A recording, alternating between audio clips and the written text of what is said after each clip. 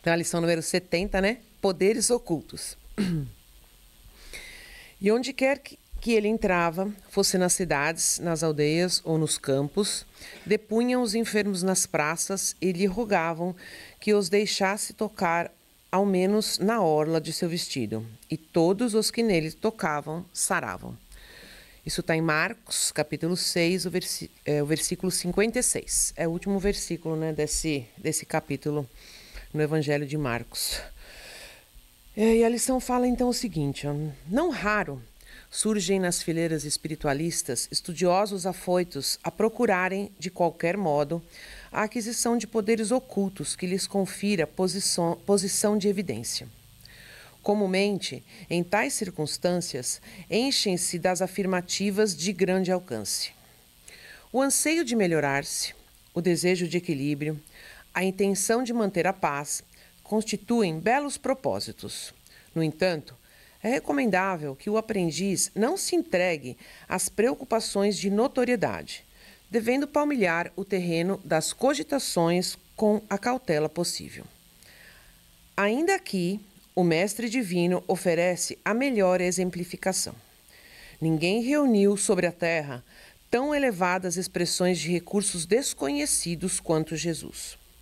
Aos doentes bastava tocar-lhes as vestiduras para que se curassem de enfermidades dolorosas. Suas mãos devolviam o movimento aos paralíticos, a visão aos cegos. Entretanto, no dia do Calvário, vemos o Mestre ferido e ultrajado, sem recorrer aos poderes que lhe constituíam apanágio divino. Apanágio é privilégio, né? Em benefício da própria situação. Havendo cumprido a lei sublime do amor no serviço do Pai, entregou-se à sua vontade, tratando-se dos interesses de si mesmo. A lição do Senhor é bastante significativa. É compreensível que o discípulo estude e se enriqueça de energias espirituais, recordando-se, porém, de que, antes do nosso, permanece o bem dos outros, e que esse bem, distribuído no caminho da vida, é a voz que falará por nós a Deus e aos homens, hoje e amanhã. Eu achei muito bonita a lição, né? Assim, me tocou bastante. Mas o nome eu achei muito curioso, né? Porque poderes ocultos, né? E aí cita Jesus. Então trata o que ele fazia como poder, né? Então uma coisa poderosa, e nós não podemos negar que era, né? Mas também ocultos. Por que ocultos? Eu acho que ele coloca aqui nesse sentido, porque naquele tempo principalmente, ainda era muito difícil deles entenderem ou tentarem racionalizar, né, o que acontecia. Né? Então, como falou, põe os doentes ali, ó, que ele vai passar. E ele passava, a maioria se curava. Dele passar. Então, isso era o que saía dele e ele deixava nos outros. Por isso, acho que o fato de colocar, né, como coisas ocultas, poderes ocultos, eu acho que isso é uma coisa bem interessante, no sentido de que confia e acredita, porque no Evangelho inteiro, você vê várias e várias passagens onde ele usa desse poder oculto, mas ele passa a responsabilidade para a pessoa, né? A tua fé te curou. Vai e não faça mais. Né? Então, quer dizer, ao mesmo tempo, você está usando o meu poder, mas eu estou te dando o poder de você continuar bom. Né? Quer dizer, de você continuar bem, não bom, né? De você continuar bem, de você continuar se sentindo bem. Esse poder está com você, não está comigo. Então, acho que por isso também nesse sentido de poderes ocultos, que são coisas que até os dias de hoje, muita coisa a gente ainda não entende, né? Ou não consegue racionalizar, não vou colocar entende, mas racionalizar porque não está dentro ainda da nossa capacidade de entender esse poder que ele trouxe e que ele não usou para ele, né? Ele só usou para os outros. E aí ele não usou para ele por quê? Porque ele precisava seguir a vontade do Pai, porque existia um plano. né? Existia uma determinação maior dentro da qual ele participava. Então, ele não usou em nenhum momento a vontade dele, e sempre sim a vontade do Pai, mostrando a fé, mostrando como se entregar e como trabalhar, como usar isso em favor do próximo, né? Então, e aí ele fala sobre os dias de hoje, né? Dos estudiosos espiritualistas, né? Então, eu me coloquei super dentro, né? Porque não é o que a gente está fazendo aqui agora, né? Com uma lição na mão, tentando entender um pouquinho mais, para nos melhorarmos, para entendermos que lá no final, eu não tenho que fazer nada por mim e sim pelo outro. Porque no final da lição, né? A palavra final, antes que o bem, permanece o bem dos outros. E que esse bem distribuído no caminho da vida, quer dizer, tudo que você fizer em prol de alguém, em prol da comunidade, em prol do outro, é a voz que falará por nós a Deus, aos homens, hoje e amanhã. Então esse é o nosso grande propósito, né? Essa é a nossa grande lição. E aí me trouxe, dessa semana eu estava ouvindo uma palestra do Haroldo sobre o caminho de Damasco. Eu já tinha ouvido uma, e aí eu ouvi, e ele falou alguma coisa, eu falei, nossa, isso é diferente. De tantas que eu já ouvi tantas vezes, porque ele disse o seguinte, né? Todo mundo fala Paulo isso, Paulo aquilo, e ele falou o seguinte, Saulo, vamos pensar em Saulo. Então, na hora que recebeu, o que ele estava fazendo antes? O que ele estava fazendo antes? Ele estava perseguindo os judeus, ele estava matando os cristãos. Ele estava perseguindo os cristãos, ele estava matando os cristãos, ele estava... Mas por quê? Porque ele tinha uma desculpa boa, né? Eles não seguem a lei de Moisés. Mas ele era um sacerdote. Então por que ele matava? Né? Porque pela lei divina, um sacerdote, né? Alguém que está seguindo uma lei mosaica, os 10 mandamentos dizem não matarás. Né? Mas ele tinha uma história boa.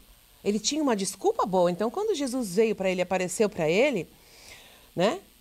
Ele tinha milhões de desculpas para dar. Mas ele não deu. Mas a gente vai voltar nele um pouquinho antes. E aí, então, o Haroldo falou o seguinte. Nós também temos historinha. Todo dia. Toda hora. Né? Então, quando eu li esse aqui, a essência das palavras é o que você vai trazer e o que você vai dar para o outro, hoje e sempre, o que é que nós estamos dando para o outro? Né? A nossa historinha? Você fez isso errado. Ah, mas é que ele fez primeiro. Né? Eu estou falando de mim. Totalmente de mim.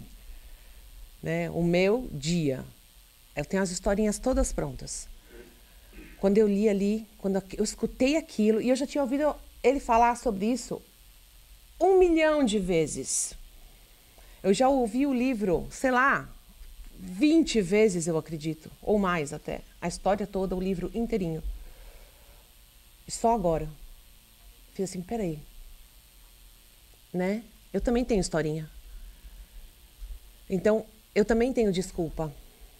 Então, aí ele fala, mas por que ele fazia? Por que você cria historinha? E por que eu crio historinha? Por que Saulo criava historinha? Porque essa é a nossa essência. Então é aí que tem que começar a nossa reforma íntima. Para a gente trabalhar para o outro e não para a gente. Só. Porque quando a gente está trabalhando para o outro, nós estamos trabalhando para nós primeiro. Quando a gente está trabalhando para o outro, nós estamos fazendo por nós primeiro. Então, eu fui lá e procurei as minhas desculpas, né? Nossa, por que eu respondo agressivamente logo de cara? Porque eu tenho dentro de mim. Não é porque o outro foi agressivo comigo primeiro. É porque está aqui. Então, olha para você, né? E começa nas minúsculas coisas. Trabalhar o seu caminho. Trabalhar a sua humildade, né? E junto com tudo isso, ele fala o seguinte, tá na lição errada. Falei, ué, cadê? O anseio de melhorar-se, o desejo de equilíbrio, a intenção de manter em paz. Então, olha só, é o anseio, o desejo, a intenção constituem belos propósitos. Propósitos. Mas se a gente não efetivar, se a gente não realmente passar de um propósito para uma ação, a gente não vai chegar a espalhar no nosso caminho, né? Nós vamos ter poucos no nosso caminho, vamos dizer que não vamos ter, né? Para que seja a nossa voz que falará a Deus por nós. Alguém que falará a Deus por nós. Assim como nós vamos falar a Deus por muitas pessoas também, porque a gratidão também faz parte de tudo isso. Mas a lição especificamente, então, não só, então, os estudiosos espíritas saiam dos propósitos, entrem na ação e façam por vocês, por nós, e por cada um de nós e por todos nós. Eu acho que esse é o grande, a grande lição, né? E que seria o bem alheio, entendeu? E a humildade, nesse sentido de entender aonde eu posso começar a trabalhar em prol do outro, sem me esquecer, nunca, porque tá junto, faz parte. Eu só consigo, se vocês conseguiram entender como eu consegui entender essa semana um pouco, né? Então, se eu trabalhar a minha agressividade, por exemplo, nas respostas, porque eu falo, não, mas eu não sou agressiva, eu não bato em ninguém. Com a mão, né? Não é assim? Com a mão, né? Mas é isso. Como eu vou trabalhar isso? De que forma eu vou trabalhar isso? E a gente sabe, né? Quando a gente pede isso para Deus, o que aparece? Aparece mais e mais e mais e mais e mais no nosso caminho. Então, né? É a hora de a gente realmente falar, peraí, eu vou fazer diferente. Né? Então, e poderes ocultos. Eu acho que o nome me chamou bastante atenção.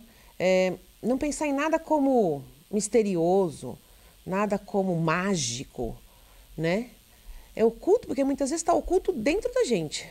A gente escondeu lá, mas está lá. É oculto, não é desaparecido, não é sumido, não é que não existe. É oculto. Então ele tá lá, tá aqui. É só a gente pôr no caminho. Tá certo?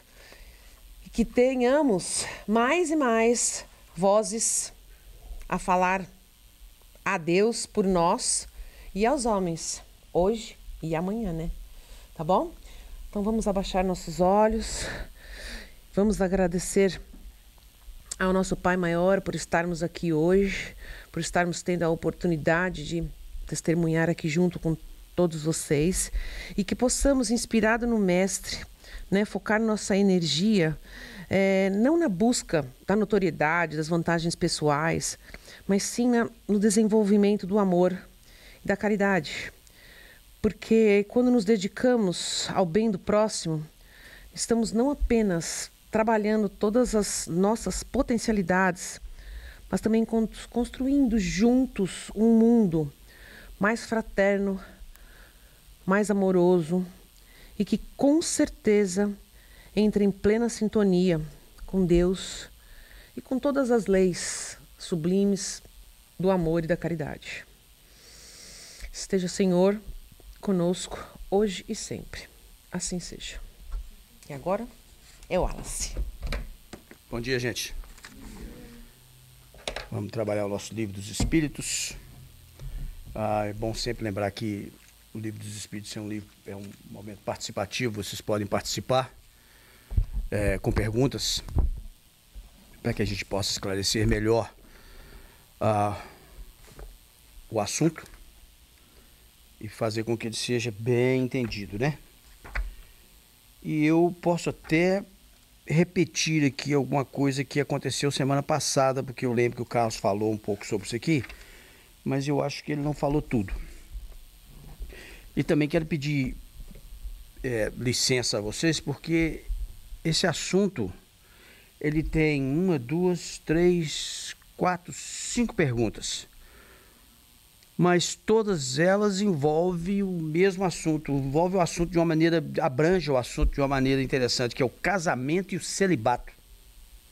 É o subtítulo número 4 do capítulo 4, Lei de Reprodução. Nós já estudamos aqui sobre a população do globo, sucessão e aperfeiçoamento das raças, obstáculos à reprodução, e agora nós vamos falar sobre casamento e celibato. Então deixa eu ler rapidinho aqui para a gente umas perguntas aqui, talvez todas elas, para a gente falar, ficar mais à vontade para falar sobre o assunto. Primeira pergunta é a 695, pergunta o seguinte: o casamento, ou seja, a união permanente de dois seres, é contrária à lei da natureza? E a espiritualidade responde: é um progresso na marcha da humanidade. Aí na 696 ele pergunta assim: qual seria o efeito da abolição do casamento sobre a sociedade humana? E a espiritualidade responde o seguinte: o retorno à vida dos animais. E Kardec deixou uma nota aqui dizendo o seguinte: a união livre e fortuita dos sexos pertence ao estado de natureza. O casamento é um dos primeiros atos de progresso nas sociedades humanas, porque estabelece a solidariedade fraterna e se encontra em todos os povos, embora nas mais diversas condições. A abolição do casamento seria, portanto, o retorno à infância da humanidade e colocaria o homem abaixo mesmo de alguns animais que lhe dão o exemplo das uniões constantes.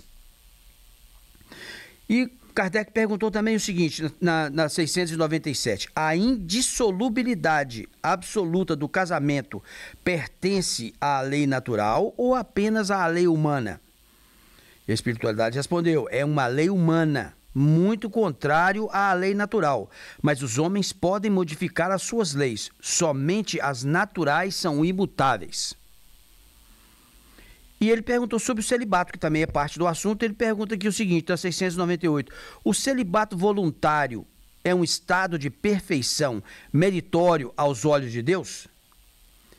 E a espiritualidade disse: não, os que vivem assim por egoísmo, desagradam a Deus e enganam a todos.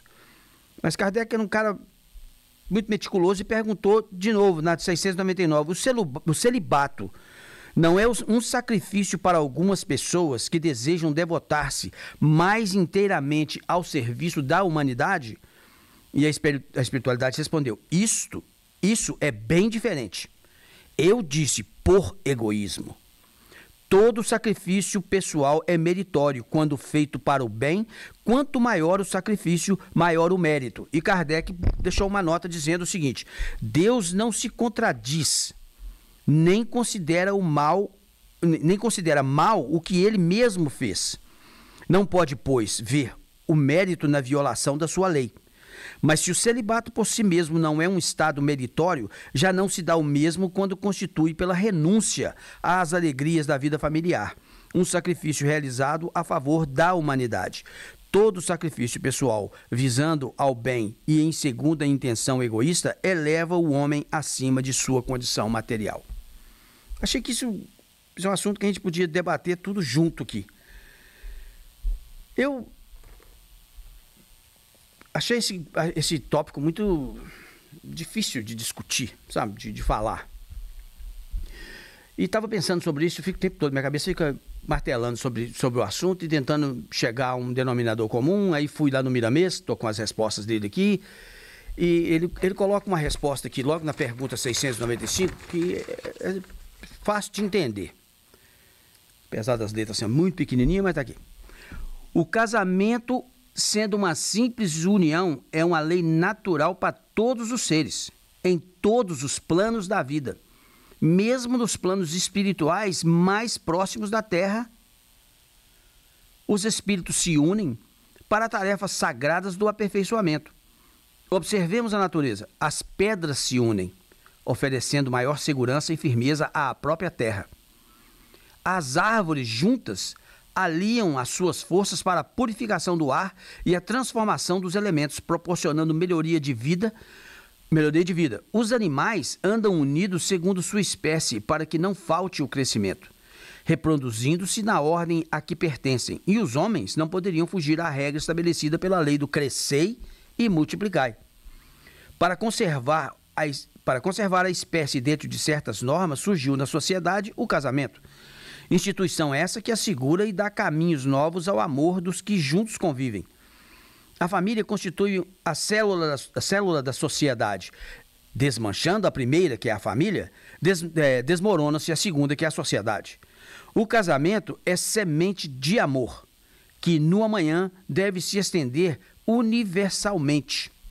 E eu lembro, estou falando aqui que de repente eu posso estar repetindo algumas coisas que o Carlos falou, que eu lembro que o Carlos deu uma explicação muito boa aqui a respeito dessa parte universal. Hoje aqui para nós, porque é uma coisa que eu gosto muito de falar aqui, eu estou sempre lembrando isso, nós somos sós, gente. Nós somos sós. Quando eu digo sós, não é porque a gente vive só, não é porque cada um de nós vai responder por si só. Eu não vou responder pela Rose.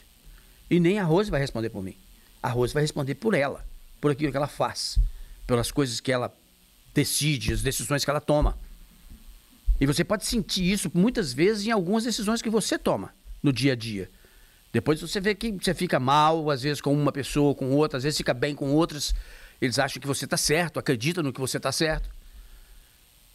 Agora tem outros que já não concordam muito.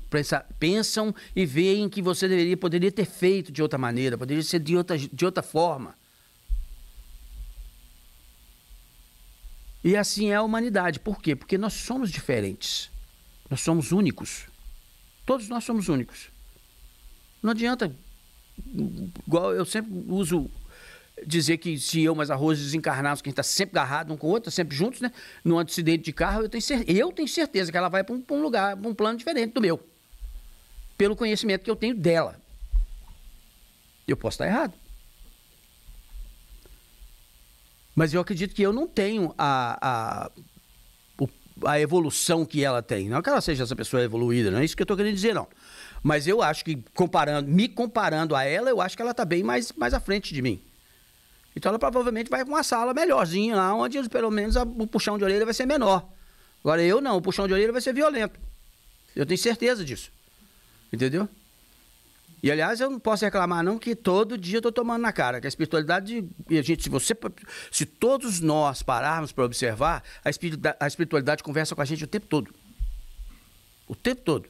E eu tenho tomado na cara esses últimos dias agora. Ontem mesmo foi meu evangelho no lar, a lição caiu, eu falei, nossa, essa, sabe, bateu mesmo em mim com força para poder melhorar. Eu preciso melhorar. A cada dia que passa eu preciso melhorar, eu sinto essa necessidade. Entendeu? Então, nós somos sós. Nós somos únicos e sós. E nós vamos responder por cada um de nós. Nenhum de nós vai responder pela minha esposa, nem pelo meu filho. O meu filho vai responder por ele, a minha esposa vai responder por ela. Meu filho, por exemplo, foi educado aqui. Meu filho mais novo foi educado aqui. Pela Virgínia. A Virgínia e a outra menina que trabalhava aqui com a gente, que agora eu esqueci o nome dela, que no meio é um caso também.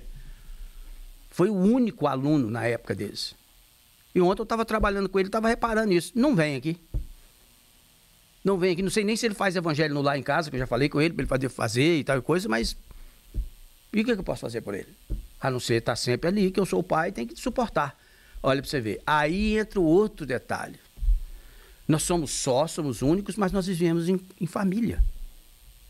Nós vivemos em família, nós vivemos em grupo. A gente se une conforme está aqui, ó, falando, porque isso é natural. O ser humano ele não consegue fugir disso, a não ser para o celibato, que foi as duas últimas perguntas ali. E achei interessante ele falar, quando a pessoa escolhe o celibato em favor da humanidade, é uma visão aos olhos de Deus. Agora, escolher o celibato por egoísmo, simplesmente para não ter que dividir o eu, a minha maneira de ser com outra pessoa, porque de repente você pode se conhecer o suficiente, sabe que você é enjoado, todos nós somos chatos pra caramba. Todos nós somos, não adianta fugir. pique, gosta de um trenzinho aqui, um trenzinho de outro jeito, eu gosto desse jeito, eu gosto daquele, todo mundo é. E a gente precisa ter essa consciência, o casamento, ele é parte da natureza, é natural nosso, a gente precisa uns dos outros, a gente depende uns dos outros, apesar de sermos sozinhos, sermos únicos. A gente depende um do outro, a gente está sempre se apoiando e tentando se ajudar. E isso vem de todo jeito. Aí eu achei interessante quando o Miramês colocou aqui a respeito das pedras. A gente não imagina que pedra vai se unir. Mas quando você olha o que a pedra, a condição do mineral, aí você vai entender como você coloca pedras juntas e faz uma casa. Ou, igual a gente trabalhava em construção, eu trabalhava em construção, é uma das coisas que a gente vê muito. Pedrão, pega uns pedras enormes, vai e coloca contra as encostas, que é para elas não caírem. E joga semente de grama naquele trem ali, que a grama vai juntar ali, amarra aquele trem, faz uma amarração que não tem jeito daquele barranco cair, porque a pedra está suportando ele. Então a gente precisa entender isso, igual ele falou aqui das árvores, interessante. Junta tudo, igual eu acho muito bonito aqui, que a gente vive no meio de uma floresta. Eu não sei se vocês já repararam isso, mas se você pegar um drone e jogar ele para cima, de lá de cima você vai ver, a gente vive no meio da mata. Todo lugar que você olhar aqui tem mato. E a gente tá ali no meio ali. Mas elas juntas purificam o ar. Aí é onde você vai, quer dizer, o que a doutrina dos espíritos faz conosco? Amplia a nossa visão, para que a gente possa ver aquilo que a gente não vê. Porque a partir do momento que você pega a chave do carro e entra nele e está saindo para o trabalho, você não está querendo saber de mato, não. Ninguém está querendo saber de pedra, ninguém está querendo saber de mato. Você tem que chegar no serviço, chegar no horário, porque você sabe que o dia a dia continua e aquilo ali você nem percebe que você está passando no meio de uma floresta. E ninguém percebe isso. Então aqui, nesse momento aqui, é a hora que a gente para poder dar uma visualizada por um ângulo um pouquinho maior.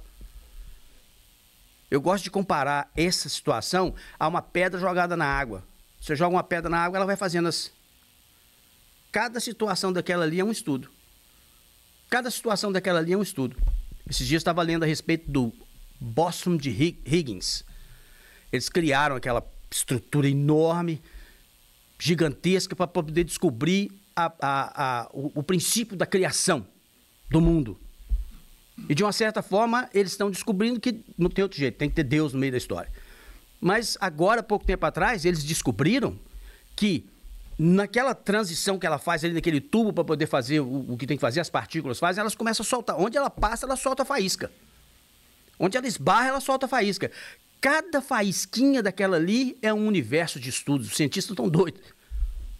Eles vão ter que estudar. Cada faísquinha daquela ali é um universo. É a mesma coisa da pedra jogada na água. Toda ondinha que ela faz, em cada ondinha daquela é um jeito de ver a coisa. Você pode estar vendo ele só aqui muito fechadinho. Mas se você olhar, tem outras ondas ali. Se você for lá na maior, você vai ver a coisa mais ampla na sua frente. E é isso que a doutrina dos espíritos faz com a gente. Só para dar mais uma adiantada aqui, Miramês falou aqui numa outra pergunta aqui dele aqui, que é a de indistrutibilidade. A abolição do casamento. Ele fala aqui assim, ó. A abolição do casamento na Terra seria um desastre moral no seio da sociedade. O casamento torna-se um meio onde a harmonia estabelece não somente para a reprodução ordenada, como para o trabalho de amizade e perdão. Unem-se as almas em comunhão na Terra, de modo a aperfeiçoarem seus sentimentos e despertarem seus valores, crescendo os deveres ante os seus familiares. O pai de hoje pode ser um neto de amanhã, ou em outras épocas, um filho. Abolir uma instituição que somente faz o bem é regredir à animalidade. Não esmoreçamos nos caminhos da educação e da disciplina, porque a evolução é demorada. Ninguém é criado já desenvolvido em todas as suas qualidades espirituais. Convém recordar que precisamos de tempo, precisamos de eras sem fim na busca da perfeição espiritual.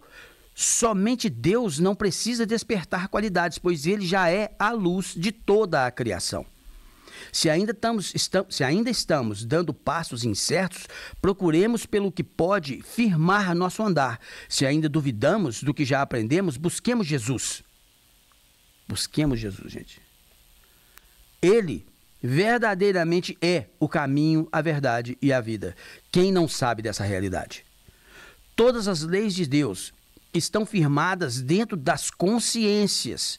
O que fazer para compreendê-las? Consultar esse reino do Senhor que se encontra dentro da nossa vida. O verdadeiro livro escrito pelo Todo-Poderoso está em nossa intimidade e as suas letras de luz projetam-se constantemente nos corações pela força do próprio Criador. O casamento como instituição, a união de dois espíritos visando a constituir uma família, obedece às leis divinas e as leis humanas não têm o direito de desfazer. Aqui embaixo ele fala um negócio muito interessante, ele diz assim, o casamento no nível em que se encontra o planeta ainda deve permanecer muitos séculos para sofrer algumas mudanças de modo que a consciência não grite como sendo o tribunal que sabe acusar e defender, pois ela reflete com perfeição a voz daquele que é a vida.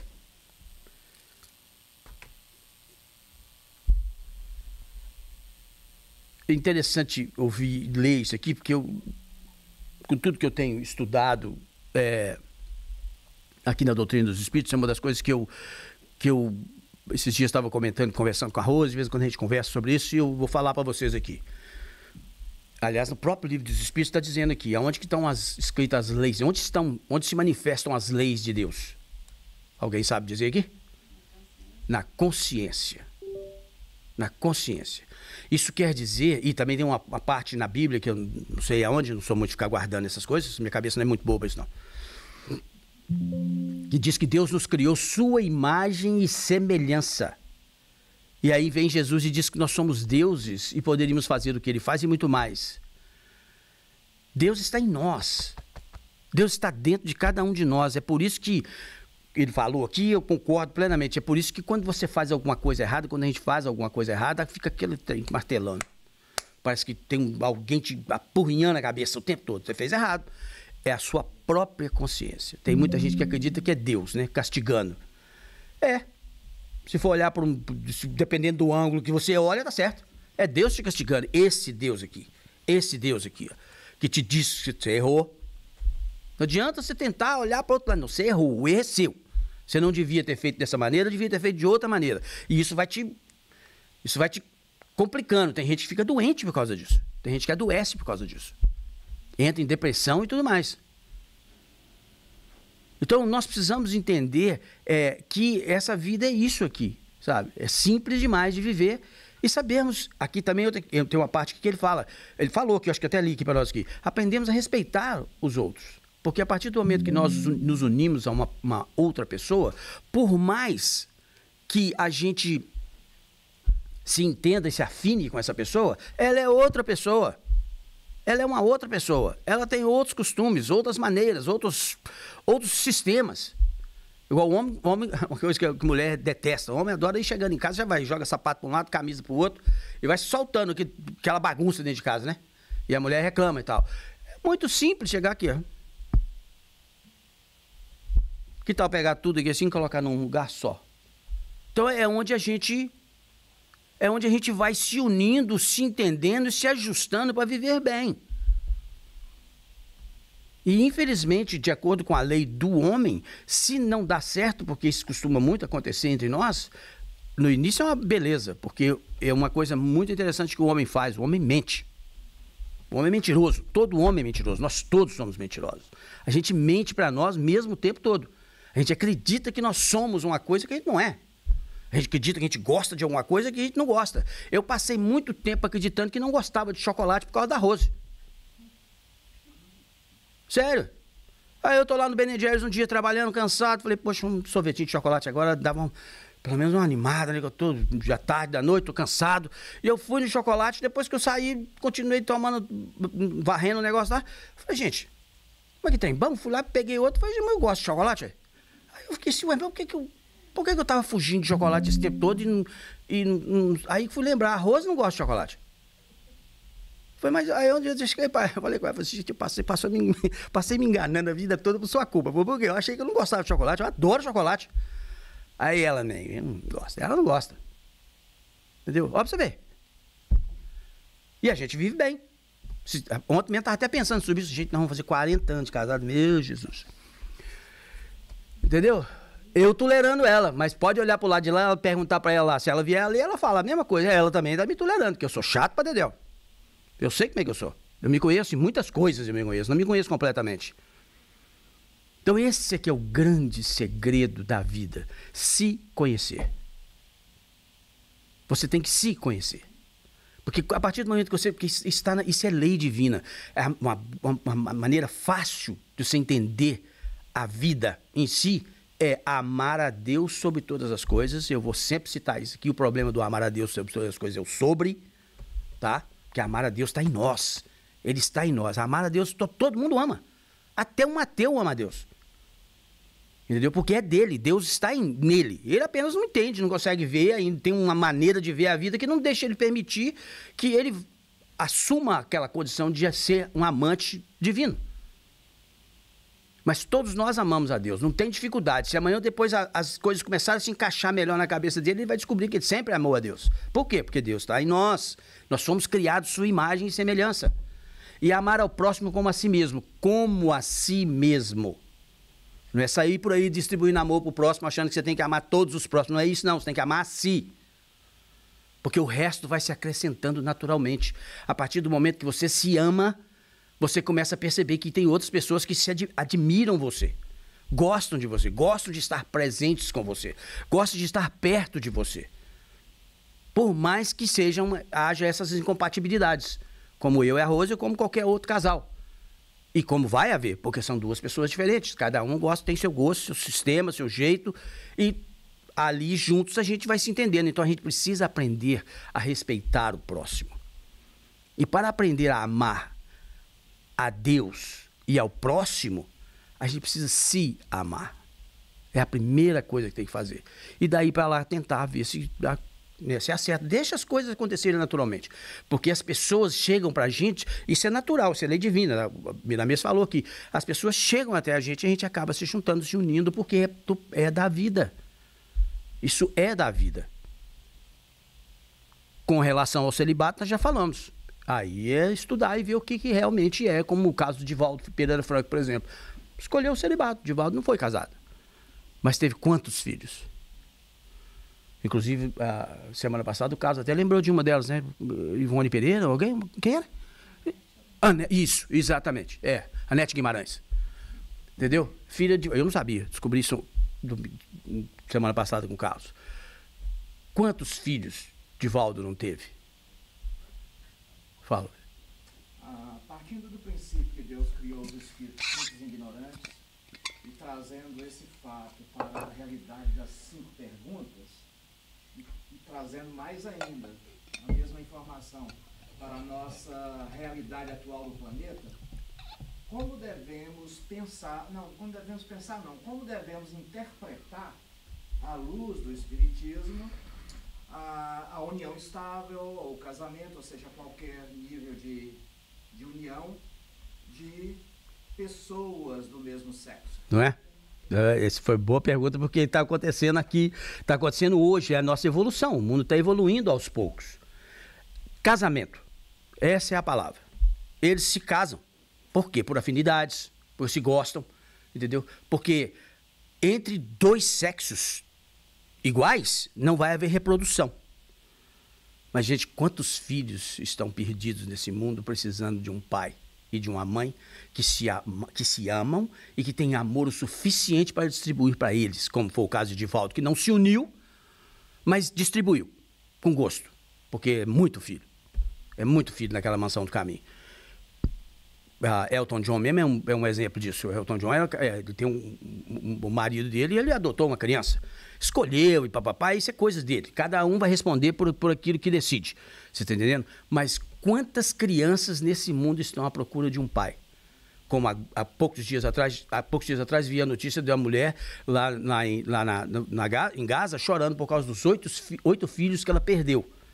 Perdeu 8 filhos numa explosão de uma bomba. E quantos filhos perderam as mães e os pais? E agora estão perdidos na rua sem saber qual é.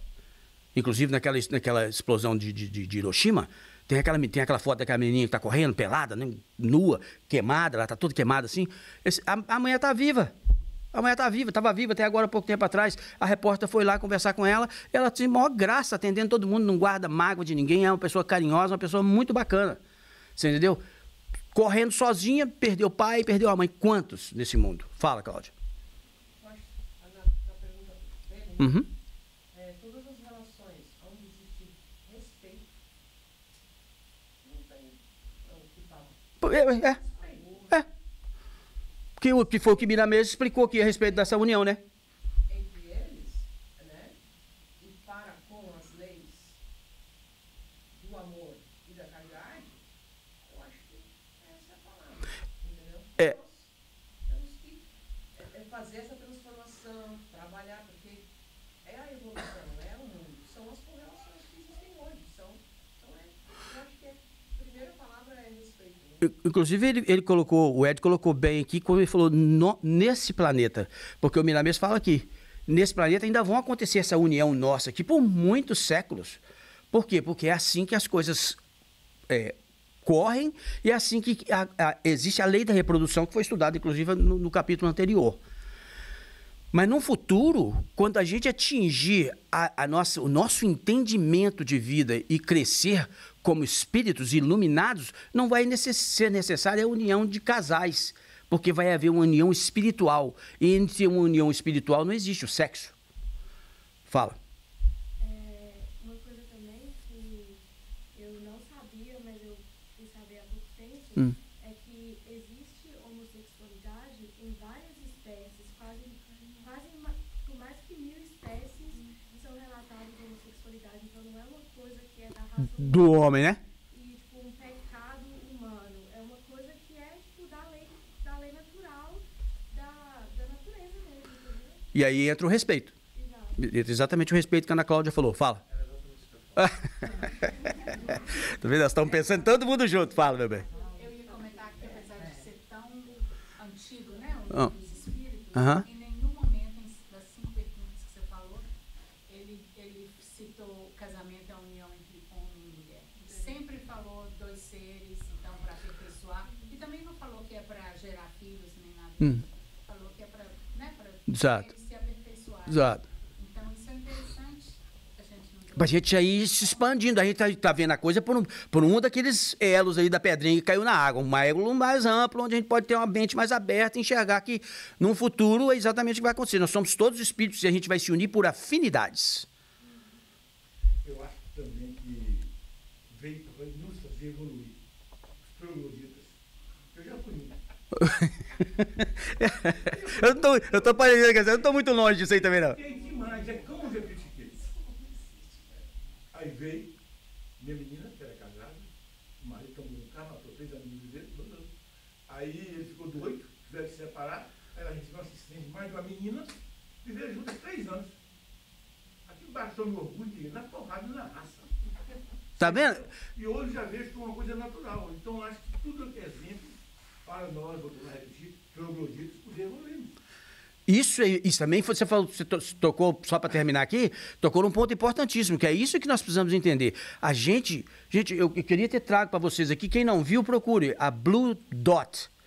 É o planeta Terra, te mostrando, tem várias progressões, tanto para baixo que você vai vendo até uma folha, você vai vendo a floresta, daqui a pouco aquilo vai regredindo a uma folha, você vai vendo até o átomo. Até a união dos átomos naquela folha. Também ele vai subindo e vai subindo na escala, de maneira que a Terra aparece azul, grandona, daí a pouco você só vê a Via Láctea, e daí a pouco você tem que procurar, alguém tem que ir lá e marcar na setinha, falar, aqui que está o planeta Terra, porque senão você não enxerga ele. Aí se você olhar ali, na hora que você olhar para aquilo ali, que você vê que o planeta Terra é um lugar onde a seta está marcando aquele ali, é o planeta Terra, no meio daquele monte de planetas no universo, e parar para pensar que naquele planetinho nós estamos aqui sentados aqui conversando a respeito de um assunto interessante.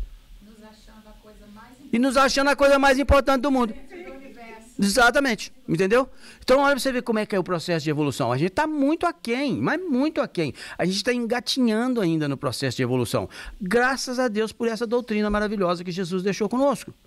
Porque ela vem exatamente mostrar para a gente como enxergar tudo em cada anel daquele que a água vai colocando, porque é uma maneira de você olhar. Você vai olhar ela tanto do seu jeito bem egoísta e bem orgulhoso ali, ou como também você pode olhar ele de uma maneira mais ampla, Falei, gente, eu sei que eu sou egoísta e orgulhoso, mas quem não é? Quem não é? Então vamos devagar, vamos com calma para não atropelar o outro pensando que eu é que sou melhor do que ele. Eu não sou melhor do que ninguém. Ninguém é melhor do que ninguém. Todos nós estamos aqui nos aperfeiçoando, crescendo com isso. Então o casamento é isso, a união é isso. Esse aqui é um processo para a gente começar a entender a união divina. Que a gente não faz a mínima ideia de como é. Imagina quando chegar num mundo onde a gente não precisa mais reencarnar. A gente vai trabalhar para a divindade, conhecer a divindade mais próxima e fazer o que a divindade quer sem medo nenhum. Que de uma maneira ou de outra a gente já faz hoje. Mas hoje a gente ainda atropela aqui e ali por causa do egoísmo. Porque nós somos egoístas. Todos nós somos. Não tem ninguém no mundo que pode dizer que não pense em si em primeiro lugar. Nisso ou naquilo. Não tem jeito. Você pode não ser o egoísta, mas egoísta todo mundo é. Orgulhoso todo mundo é. Entendeu? E graças a Deus que, como ele lembrou bem, os troglodistas, nós não estamos lá. Nós já estamos cá. Já é uma evolução. Você entendeu? Não é grande, porque o próprio Evangelho nos diz isso, e a Diane provavelmente vai falar sobre isso aqui, agorinha mesmo com a gente. A gente ainda não está lá com essa bola toda. Mas já evoluiu bastante. Nós não somos primatas mais, primitivos mais. A gente já está bem evoluído. Tá bom? Deu certo? Alguém tem alguma dúvida? Mas que coisa boa. Eu gosto de mexer com vocês. Vocês são tudo um pouco inteligente. Obrigado, gente. Bom dia a todos. Gente, o nosso evangelho de hoje é: eis que estou à porta e bato. Se alguém ouvir a minha voz e abrir a porta, entrarei em sua casa e com ele cearei, e ele comigo. Eu acho essa passagem belíssima, né? Muito bonito isso aqui. Esse versículo, ele fala da presença constante do Mestre em nossas vidas. Do convite que ele vem fazer a transformação interior, né, de cada um, e da necessidade do livre-arbítrio para isso, né, para permitir essa transformação. E no Evangelho, segundo o Espiritismo, alguns capítulos, eles se conectam muito bem com esse versículo bíblico aqui. Por exemplo, o capítulo 6 do Evangelho segundo o Espiritismo, onde Jesus ele fala o quê? Vinde a mim, todos vós que estáis cansados. Ou seja, esse capítulo ele é uma conexão com Apocalipse 3:20. Pois se Jesus ele apresenta como alguém que nos convida e nos oferece consolo, é isso aqui, né? E só passar aqui um slide.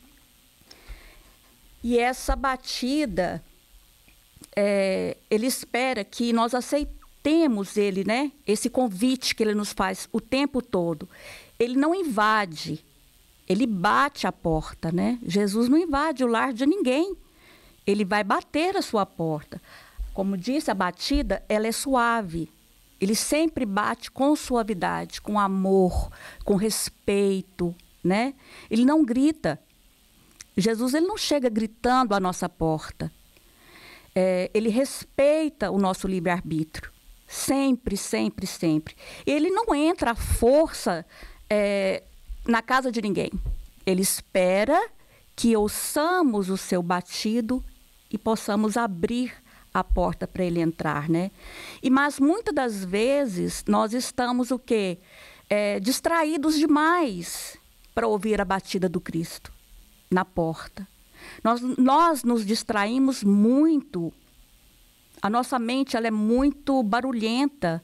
Nós estamos sempre pensando, preocupados demais, buscando atrás de coisas materiais o tempo todo, preocupados em comprar, pagar, receber.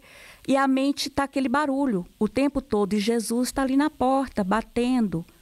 E nós não estamos ouvindo. Porque as ilusões da vida material, ela nos oferece muitas coisas. Mas Jesus, ele está ali.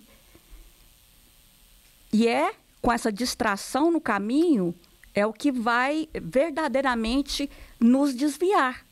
Porque a gente não está ouvindo o que o Cristo está batendo, né?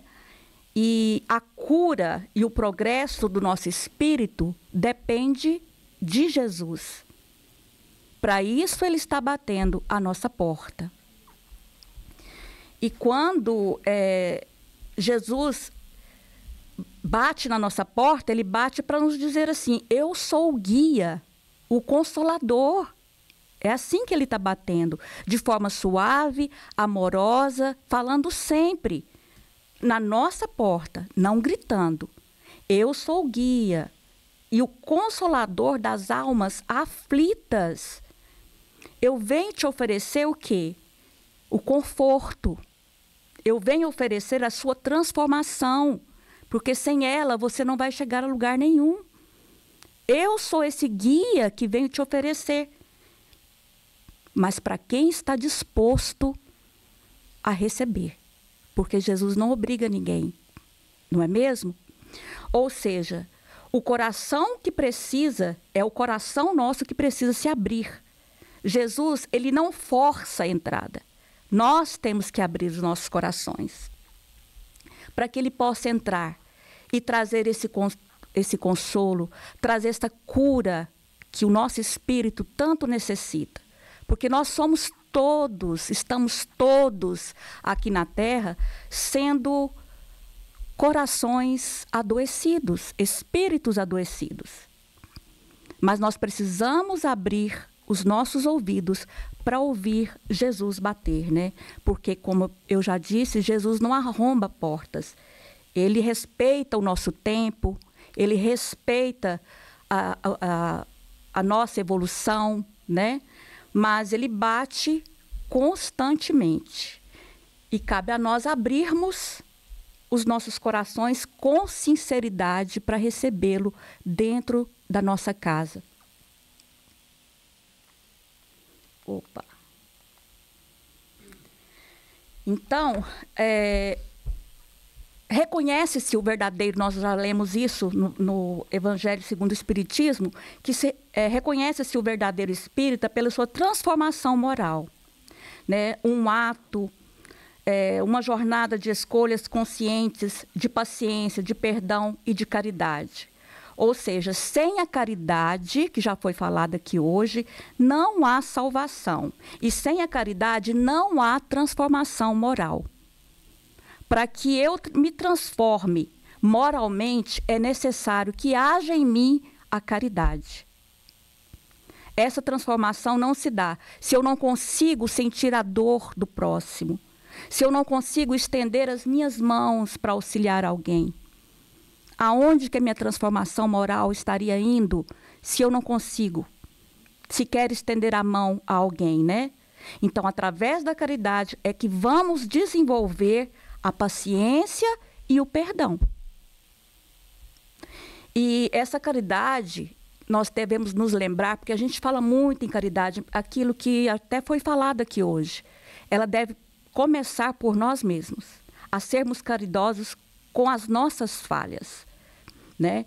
Porque se eu entendo que a perfeição não é ser santo, isso tem uma distância muito grande.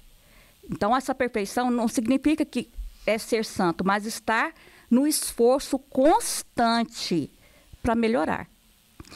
Como diz o Evangelho, né? Não é a casa limpa por fora que atrai o Cristo, mas a alma que se esforça todos os dias para ser um pouco melhor. É isso que atrai Jesus. Não é eu vir aqui e me colocar numa posição de santidade, ou por às vezes eu passar alguma mensagem aqui na frente, as pessoas me olharem e acharem que eu estou me colocando como santa. Eu estou muito longe de ser santa, eu tenho muitos defeitos a serem trabalhados, que é a proposta do Cristo, para todos nós. Né? Então, se adquirindo esse entendimento comigo, em primeiro lugar, entendendo que eu possuo esses defeitos, essas mazelas, eu vou conseguir olhar para as falhas do meu próximo, para as falhas alheias, com mais caridade. Porque primeiro eu vou olhar as minhas e vou ter compaixão de mim mesmo, porque eu sei que eu sei dos meus defeitos, né? Então, se eu consigo entender que eu não sou santo, que eu não sou perfeito, que existem batalhas minhas que precisam ser vencidas diariamente comigo mesmo, eu vou conseguir estender as mãos ao invés de apedrejar. Eu vou consolar ao invés de ignorar uma dor, né? Eu vou compreender ao invés de caluniar uma pessoa, né? Então, quando a gente faz essa análise de nós mesmos, primeiro das nossas falhas, e começamos a nossa batalha, que ela é diária, ela é constante, quando a gente conseguir isso, a gente consegue olhar com mais caridade para as falhas alheias, né? Para as falhas do nosso próximo, para as falhas de quem convive conosco, né?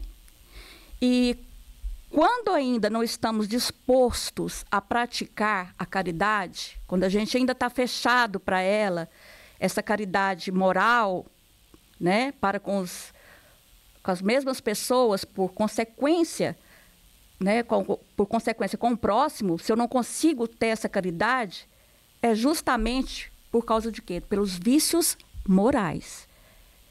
É isso que me impede de ter a caridade ainda. Quais são os vícios morais que nós possuímos, né? O que nos impede de ouvir a batida do Mestre? Quando Jesus chega à nossa porta, o que me impede? O orgulho, o egoísmo, a raiva, né? As mágoas, a revolta. Isso me impede, porque o barulho está muito grande dentro de mim. O barulho no meu coração, no meu pensamento, está muito grande. Então, Jesus continua batendo e eu continuo não ouvindo. Então, são esses os bloqueios espirituais que nós possuímos. Quando nós reconhecermos esses defeitos em nós e começarmos a trabalhar eles todos os dias um pouquinho, a maçaneta vai girar. A maçaneta gira, mas só quando a gente reconhece em nós mesmos. Porque enquanto eu estou reconhecendo só os defeitos do meu próximo, a maçaneta vai continuar trancada. Porque deve partir dos meus defeitos, a consertar todos os dias um pouquinho para que a maçaneta se abra, né? Para que ela gire. Ela só vai girar quando eu reconhecer, não, peraí, eu tenho esse defeito aqui, eu vou começar a trabalhar ele. Amanhã eu acordo, ontem não foi possível, mas hoje é mais um dia de oportunidade para trabalhar esse defeito. Pode ser que depois de amanhã eu ainda não consigo, mas o sol nasceu de novo, me trazendo uma nova oportunidade. Porque é o que Cristo espera de nós, né? Novamente, Jesus, ele não nos solicitou perfeição. Nós não podemos nos esquecer disso. Mas o trabalho contínuo nas nossas imperfeições. É isso que ele está esperando de cada um de nós. É esse trabalho, é essa busca, é o reconhecimento em primeiro lugar. Porque não adianta eu me colocar numa condição em que eu mesma não enxergo os meus erros, os meus defeitos. Isso é uma cegueira. Isso é uma surdez. Na verdade, isso provoca a nossa surdez para aquilo que Jesus veio trazer para nós. Eu sou o guia, eu quero te guiar, eu quero te consolar, eu quero te auxiliar, eu quero te fazer caminhar, eu quero te fazer evoluir. Mas para isso, abre o seu coração. Como ele mesmo diz ainda nessa mesmo capítulo, né? Esse versículo: se alguém ouvir a minha voz e abrir a porta, entrarei em sua casa e com ele cearei e ele comigo. Então, viver o evangelho é cear com Cristo todos os dias. Essa ceia com Jesus, ela se dá mesmo nas tarefas mais simples do nosso dia a dia, com coisas mínimas. Um bem que você pratica, minimamente, você está ceando com o Mestre. E o que para você é um gesto pequeno, para ele é grandioso. É muito. Aquilo que você pensa, nossa, mas isso aqui é tão pequeno, não fiz nada. Olha, você pode ter salvado uma vida. Você pode ter tirado alguém do poço, porque nem sempre as pessoas conseguem pôr para fora aquilo que estão sentindo. Muitas vezes ela está sofrendo, mas por fora ela está sorrindo, ela está conversando, ela está se dando bem com todo mundo, e na verdade por dentro ela precisa de um gesto seu de amor, de carinho, de atenção. E aquele gesto de atenção que você oferece para a pessoa, você salvou alguém, mesmo inconsciente, né? Então, a caridade é a base. Sem ela, não tem salvação. E esse processo nós sabemos que ele é diário, né?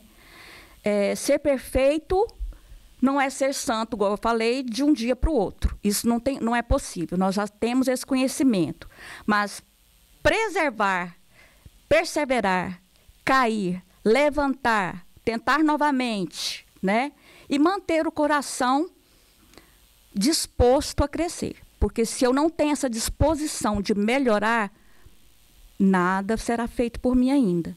Mas quando nós abrimos a porta do nosso coração para Jesus, ele entra com luz, com paz, com propósito para nós. Ele vem ceiar com nós todos os dias, né? E a ceia com Cristo é a comunhão espiritual com o bem. Nada mais é do que isso. Quando ceiamos com Jesus, estamos em comunhão com a paz, com o amor, com o próximo, com a família. Porque eu ceio com Cristo, a ceia está sendo feita com Cristo. Estou me alimentando do pão que ele me trouxe, do vinho, da uva que Jesus trouxe. E o alimento do pão de Jesus chama-se amor, não tem outro, e caridade. A ceia, ela simboliza a nossa intimidade com o Criador, a nossa intimidade com Jesus, estar em sintonia com Ele o tempo todo, né? E viver segundo os seus ensinamentos. E Jesus, interessante que ele vai estar sempre para nós. Ele está. Ele esteve, ele está e ele estará. Sempre por nós e para nós. Então, essa comunhão, ela se realiza quando as pessoas buscam o quê? A caridade. Fora da caridade não há salvação. A humildade, o perdão, né? Quando nós tiramos aquela mágoa do nosso coração, nós conseguimos olhar para o próximo com amor, com perdão, não com esquecimento, mas sem dor, sem ofensa, né? Sem ofensa alguma. Tipo, isso passou. Eu sei o que você fez, eu me lembro do que aconteceu, mas eu não sofro por isso. Isso é estar em comunhão com Jesus, né? E Jesus nos propôs isso há mais de 2000 anos atrás, com a vinda dele aqui. Foi o que ele veio trazer para nós. Hoje, Jesus, ele continua batendo na nossa porta. Ele bate todos os dias, em silêncio. Jesus, ele bate em silêncio, como foi dito logo no começo. Ele não chega gritando, com paciência, com amor, né? Ele não exige que nós sejamos santos para crescer, não é assim? Que nós aprendemos no Espiritismo. Então, gente, que a nossa oração, a nossa conduta, o nosso perdão das ofensas recebidas, nós temos que ter elas como a chave que vai destrancar essa porta para que Jesus possa entrar, né? E Jesus, sempre de forma amorosa, sempre, ele vai estar dando oportunidades para que nós possamos ouvi-lo quando ele bater na porta. Não pensa que ele vai ficar ali, o nosso barulho está ali perturbando, que ele vai simplesmente se retirar e ir embora. Não. Ele vai usar meios para que você o ouça. Ele vai usar pessoas. Jesus vai utilizar de situações para que você ouça a batida dele e deixe ele entrar. Ele sempre usa. Ele não nos deixa, não. E mesmo que a gente ainda continue no sofrimento, acreditando, ou nas batalhas do dia a dia, ou em busca de coisas supérfluas para as nossas vidas, porque nós sabemos que tudo que... Não sou contra a gente adquirir coisas, claro que não. Mas isso não pode ser a prioridade nas nossas vidas. A prioridade em nossas vidas é a comunhão com Jesus. Isso tem que ser prioridade, né? E Jesus, ele vai estar sempre cercando nós de alguma forma, para que a gente possa ouvir, né? Então, que hoje, se ouvirdes a sua voz, não endurecerás o vosso coração. Isso está lá em Hebreus 3:15. Então, se hoje nós estamos ouvindo essa mensagem de abrir o coração, que nós possamos sair daqui com o coração mais leve, para que o Cristo possa entrar. E para que ainda hoje nós possamos ter uma ceia com Ele. Em nossos lares, com os nossos familiares, com os nossos amigos, aonde quer que a gente vá. Porque Jesus, se nós fizermos o que Ele veio nos propor, Ele vai ceiar em nossa casa, em nossas vidas, todos os dias. E quer uma ceia melhor do que a ceia com o Cristo? Com esse Jesus que é todo amor, que é todo bondade, que é todo misericórdia. A gente deixar Ele entrar em nossas vidas todos os dias, entrar em nossas casas, entrar em situações que às vezes a gente sente complicado, a gente sente dificuldade em ter uma orientação para resolver certas coisas. É só entrar em comunhão com Cristo, que a solução vem. É só entrar. Então, gente, com essa mensagem que eu quero que vocês saiam daqui, com essa mensagem no coração, porque Jesus continua batendo a nossa porta. Muito obrigada pela atenção. E eu convido a todos a fechar os olhos. E vamos agradecer esse Jesus que hoje veio aqui, nesta casa, bater a porta dos nossos corações, de uma forma amorosa, carinhosa, nos pedindo licença para entrar em nossos corações. Ah, Mestre, de minha parte, o Senhor tem toda a licença. Entra, Jesus, e faz aquilo que precisa ser feito. Modifica, Jesus, me ajuda a modificar em mim o que eu preciso, para que um dia, Senhor, eu possa estar aí ao teu lado.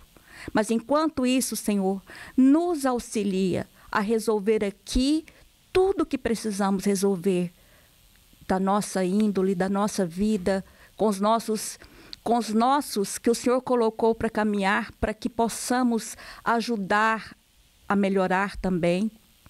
Com as pessoas, Senhor, que o Senhor nos elegeu para auxiliar, que possamos, Jesus, trabalhar, ajudá-los a enxergar, ajudá-los, Senhor, a melhorar também. E que em nossas vidas, Senhor, nunca nos falte a comunhão com o Senhor. Muito obrigada, Mestre, que a tua paz possa estar entrando em todos os corações aqui presentes, encarnados e desencarnados. Graças te damos, Senhor, hoje e sempre. Que assim seja.